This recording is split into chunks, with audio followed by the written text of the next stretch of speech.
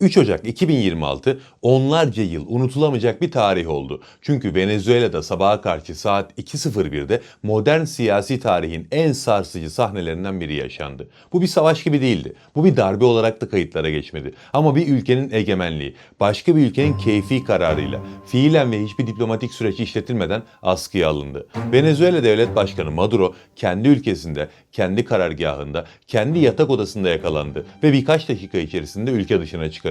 O anlarda ne Venezuela Silahlı Kuvvetleri, ne Rusya ne de Amerikan Kongresi bu operasyondan haberdardı. Ya da masal böyle anlatıldı bize. Yani çok ilginç olayların yaşandığı bir operasyon yaptı ABD ve bugün o operasyonun çok konuşulmayan detaylarını konuşuyoruz. Ekranlara yansıyan görüntüler ilk bakışta bir Hollywood yapımını andırıyordu. Bir devlet başkanı Amerikan askerlerinin arasında yürütülüyordu. Potansiyeli hesaba kattığınızda alelade bir devletin başkanından da bahsetmiyoruz bu arada. Bu adam dünyanın kanıtlanmış en büyük petrol rezervine sahip ülkesinin lideriydi. Operasyonun hızı, sessizliği ve mutlak kontrolü ABD'nin klasik askeri doktrinlerinin çok ötesine geçen bir güç kullanımını işaret ediyordu. Ve belki de en çarpıcı olanı şuydu. Operasyon başladığında Venezuela'nın aşılmaz olarak sunulan hava savunma sistemleri devredeydi ve Maduro zaten bir saldırı bekler haldeydi. Yani tetikteydi. Buna rağmen hiçbir şey onu koruyamadı. Bu operasyon Amerikan kamuoyuna mutlak kararlılık operasyonu adıyla sunuldu. Ana akım medya günler boyunca uyuşturucuyla mücadele manşetleri attı. Ama sahadaki gerçeklik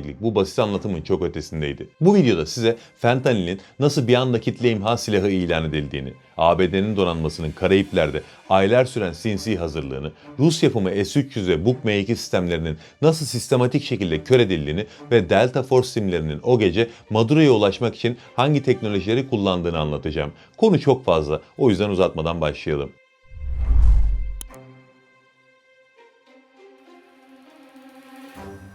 Maduro'nun yakalanması elbette 3 Ocak gecesi alınmış ani bir karar değildi. Bu aylar süren ve adım adım örülen bir gölge savaşın son perdesiydi. Sürecin başlangıcı 2025 sonbaharına kadar uzanıyor. ABD Savunma Bakanlığı Eylül 2025'te Operation Southern Spear adını verdiği bir operasyonu kamuoyuna duyurdu. Resmi açıklamalar netti. Amerika'yı kasıp kavuran uyuşturucu krizine karşı uyuşturucu kartellerinin deniz hatları hedef alınıyordu. Beyaz Saray, Amerikan halkına zehir ticaretini kaynağında kesiyoruz mesajını veriyor. Bu operasyonları bir iç güvenlik meselesi olarak sunuyordu. Ama sahadaki askeri tablo bu anlatıyla örtüşmüyordu. Dünyanın en yeni, en pahalı ve en gelişmiş uçak gemisi olan USS Gerald R. Ford normal şartlarda Çin ya da Rusya gibi büyük güçlere karşı caydırıcılık amacıyla konuşlandırılması gereken bir platformken farklı bir göreve çıktı. 2025 Eylül'ünde Venezuela açıklarına gönderildi. Yanında Carrier Strike Group 12 olarak bilinen destroyerlardan, denizaltılardan ve elektronik harp unsurlarından oluşan tam teşekküllü bir saldırı filosu vardı. Bu elbette uyuşturucu tekneleriyle mücadele için gereğinden fazla bir güçtü. Eylül ile Aralık ayları arasında ABD donanması Venezuela kıyılarına yakın bölgelerde 30'dan fazla kinetik eylem gerçekleştirdi. Küçük tekneler vuruldu. Kartel bağlantılı olduğu iddia edilen unsurlara saldırılar düzenlendi. İnsan hakları örgütleri bu süreçte 100'ün üzerinde kişinin hayatını kaybettiğini raporladı. Ama işin iç yüzü çok farklıydı. Çünkü bu saldırıların asıl önemi başka bir yerdeydi. Ve bunu hala kimse görmedi. Televizyonlarda bugün yapılan yorumlarda bile hala buraya odaklanılmadığını fark ediyorum. Her Amerikan saldırısında Venezuela'nın Rus yapımı S-300 ve Buk M2 hava savunma sistemleri devreye giriyor. Radarlar aktif hale geliyor ve hava sahası taranıyordu. İşte tam bu anlarda Amerikan Growler elektronik harp uçakları bu radarların frekanslarını, tepki sürelerini ve kapsama alanlarını kaydediyordu. Yani uyuşturucu ile mücadele adı altında Venezuela'nın savunma mimarisi adım adım çözümleniyordu. Maduro yönetimi kartellerle savaşıldığını zannederken Amerikan ordusu sarayın koordinatlarını, radarların kör noktalarını ve reaksiyon sürelerini çoktan ezberlemişti.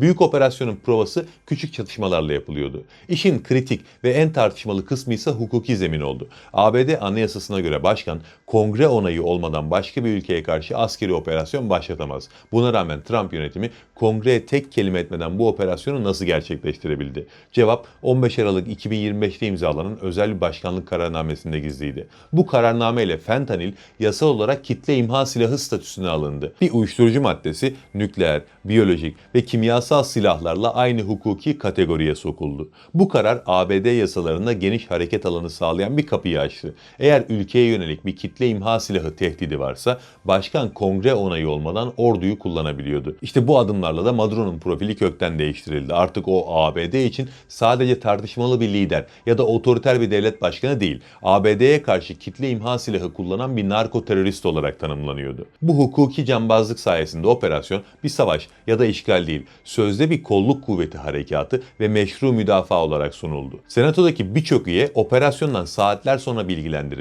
Bazı senatörler açıkça kandırıldıklarını söylediler. Operasyon çoktan tamamlanmıştı onlar bunu fark ettiğinde. Planlamanın merkezinde ise klasik bir Pentagon refleksinden ziyade CIA ile ordunun derin bir işbirliği vardı. Genelkurmay Başkanı General Dan Kane geçmişte CIA'de üst düzey görev yapmış bir isimdi.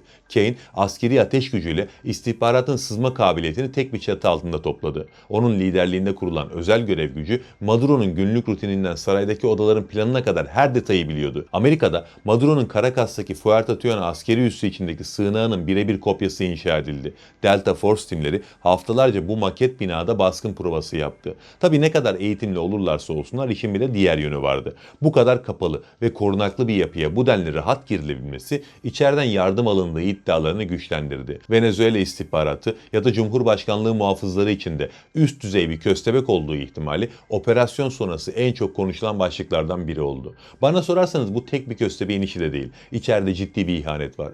Bunlar yavaş yavaş ortaya çıkacaktır elbette. Neyse 3 Ocak gecesi Operasyon Siber Uzay'da başladı. ABD Siber Komutanlığı Venezuela'nın askeri iletişim ağlarını felç etti. Generaller sahadaki birliklerle bağlantı kuramaz hale geldi. Aynı anda gökyüzünde bir elektronik harp fırtınası başladı. USS Gerald R. Ford'dan kalkan EA-18G Growler uçakları Venezuela'nın S-300 sistemlerini kör etti. Radar ekranları karıncalanmadan ibaretti. Hava savunması devre dışı kaldığında da sahneye Night Stalkers olarak bilinen 160. Özel Harekat Havacılık Alayı çıktı. MH-6 Little Bird ve sessiz modifiye edilmiş Black Hawk helikopterleri radarların altından uçarak Caracas'a süzüldü. Saat 02.01'de Delta Force timleri binadaydı. Maduro saldırıyı fark ettiğinde çelik kaplı panik odasına ulaşmaya çalıştı. Ama zamanı yetmedi. Kısa süren çalışmaların ardından da korumalar etkisiz hale getirildi. Maduro ve eşi kelepçelendi. Başlarına çuval geçirildi ve helikopterlerle ülke dışına çıkarıldı.